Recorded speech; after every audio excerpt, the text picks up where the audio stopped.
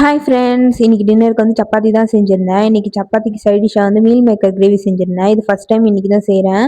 ஏன்னா இதை நான் தேங்காய்லாம் அரைச்சி ஊற்றி செஞ்சுருந்தேன். இதுக்கு முன்னாடி இப்படி செஞ்சதில்லை, நார்மலாக தான் செய்வேன்.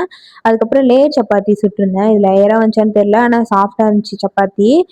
இந்த கிரேவி எப்படி செஞ்சுருந்தேன்னா, ஃபஸ்ட்டு ஒரு பேனில் எண்ணெய் ஊற்றி பிரியாணி ஸ்பைசஸ்லாம் போட்டு ஒரு குட்டி பச்சை மிளகா, பொடிசாக நறுக்கின வெங்காயம், தக்காளி, கொஞ்சமாக உப்பு சேர்த்து வதக்கி விட்டுட்டு இஞ்சி பூண்டு விழுதையும் சேர்த்து அதையும் நல்லா வதக்கி விடணும்.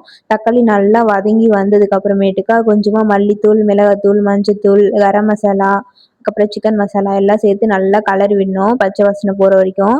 அது போனதுக்கப்புறம் குட்டி குட்டியாக அரிஞ்சு வச்ச மீல் மேக்கரையும் அதுக்குள்ளே தூக்கி போட்டு ஒரு கிளறி கொஞ்சமாக தண்ணி ஊற்றி அது கொதிச்சு வந்ததுக்கு அப்புறமேட்டுக்கா ஒரு மிக்ஸி ஜாரில் கொஞ்சமாக தேங்காய், சோம்பு, கொஞ்சம் பொட்டுக்கடலை, 2 முந்திரி, கசகசா இருந்தால் அதையும் சேர்த்து அரைச்சி கொதிச்சுட்டு இருக்க அது இந்த கிரேவி கூட சேர்த்து கொஞ்ச நேரம் கொதிக்க விட்டு அதுக்கப்புறம் கொத்தமல்லி தூவி இறக்கிட்டு அவ்வளோதான்.